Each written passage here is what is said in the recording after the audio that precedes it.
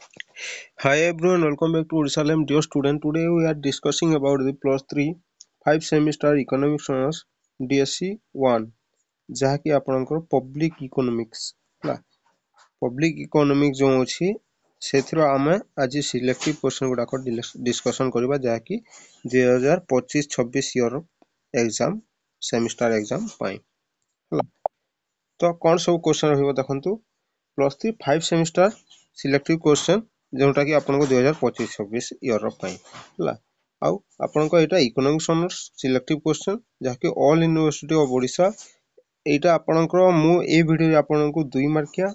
3 मार्किया एवं 7 मार्किया क्वेश्चन रो सिलेक्टिव गुडा को देबी हला तापर रहबो ए सब प्रश्न जहां भी क्वेश्चन देवी से गुडी को आपन को एग्जाम रे आसीबार 101% चांस रही आ आपण माने मोर पूर्व वीडियो रो कमेंट गुडा को देखि परिबे सेते आपन को एग्जाम रे आसुची कि नै क्वेश्चन गुडा को जे हला किंबा कम्युनिटी टैब रे मु पोस्ट भी कर दिछि आपन को जो माने पिला माने कहिसंती सर 80-90% आपन को क्वेश्चन सिलेक्टिव आसुची एग्जाम रे बोली मु आपन को सेठी पिन कर दिछि आपन माने देखि परिबे देखंतु कोन सब क्वेश्चन रहबो हला आज हम कोन डिस्कशन करबा देखंतु first plus 3 5 semester honours economics 5 semester DSC 1 237 marks important selective question for all university of Odisha Odisha रो समस्त यूनिवर्सिटी पई काम करबो जोटा कि आपन को 2025-26 ईयर पई हला तो एटा आपन को पब्लिक इकोनॉमिक्स रो फर्स्ट आबे 2 मार्क के सिलेक्टिव डिस्कशन करबा कोन सब रहइबो देखंतु फर्स्ट क्वेश्चन रहइबो डिफाइन पब्लिक इकोनॉमिक्स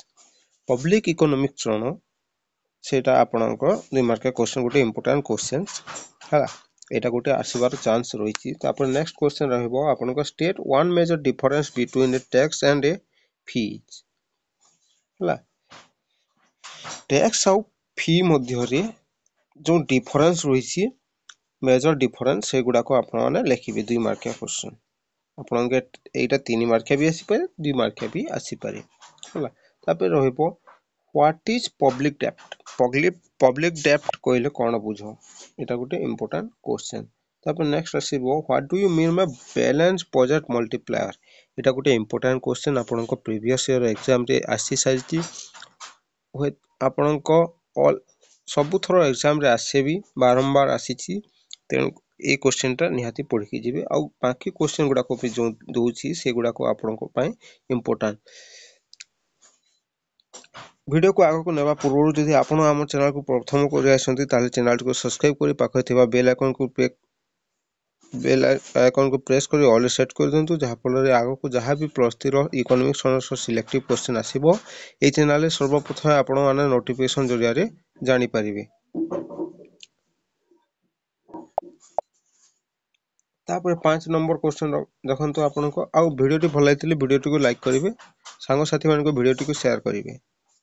हला discuss the various index of ability to pay of taxation हला तापर 6 नंबर आसीबो explain add valorem और value added tax आपन को valorem बोल add valorem बोली गुटे देई पारे किंबा आपन को value added tax बोली कि जदी एक्सप्लेन करबा कोहे तापर आपन लेखिबे किंबा आपन को VAT बोली कहै जे आपन को शॉर्ट रे कोन कहै जे value added tax को VAT कहै जे VAT हला तापर 3 मार्क के क्वेश्चन सब कोन सब इंपोर्टेंट देखंतु 3 मार्क रे रहिबो explain the canons of taxation कोन सेटा एक्सप्लेन करिवो नेक्स्ट एटा गोटे इंपोर्टेंट क्वेश्चन आपन को 1 नंबर जो दोसी जहा भी दोसी क्वेश्चन गुडा को सब इंपोर्टेंट क्वेश्चंस हला तापर रहिबो what is the principle of maximum social advantage हला मैक्सिमम सोशल एडवांटेज कोन सेटा आपण माने तार प्रिंसिपल गुडी को लिखिबे तापर रहिबो 3 number briefly explain peacock sorry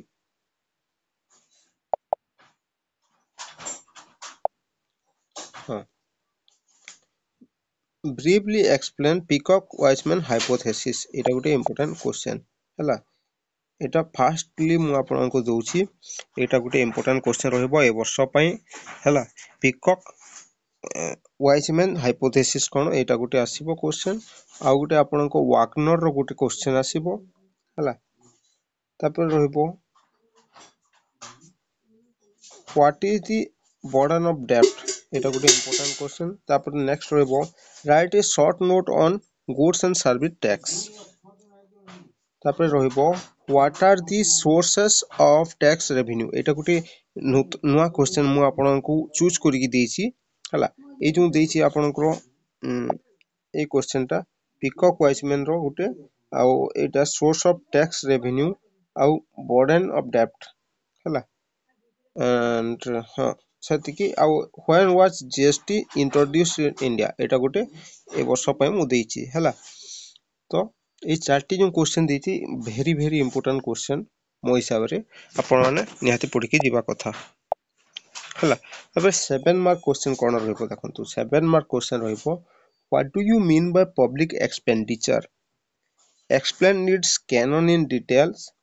এটা ଗୋଟେ important question। ତାପରେ ରହିବ ଆପଣଙ୍କର critically examine the Wagner's law of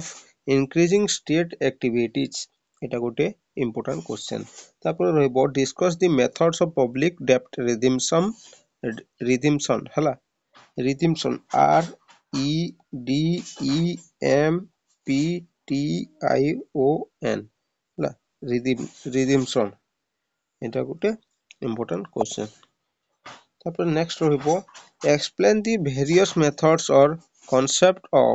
market failure and the role of government in addressing it